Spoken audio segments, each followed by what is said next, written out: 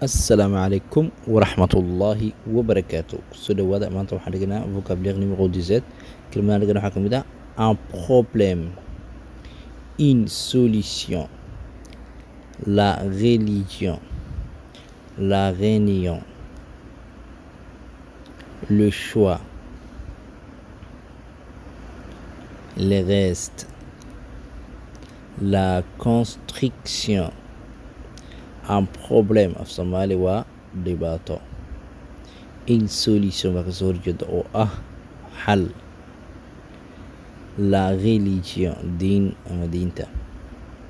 La réunion shir ama waa kulan. Le choix doorasho. Les restes baaqi ama inteeda kale. La construction dhismo. La priorité,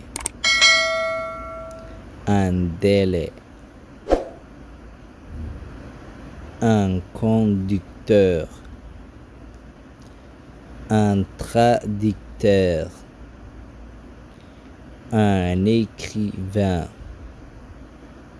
un pêcheur, un avocat,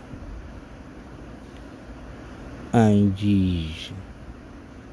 La priorité ومدنانتا بكرانتا سلوكلا مدنيا سلوكلا في عين وقت حديدا بكرانتا ان ديلي ديد لاين وين ان كوندكتور محي ودرول اما شوفير ان كوندكتور ان تراديكتور محي وترجمان ان écrivain قرا ان بيشير كلوميسته an avocat qareen ama gar yaqaan an jishna waa garsoore inta ayaan ku joojina. Assalaamu calaykum waraxmatullaahi wabarakaatuh.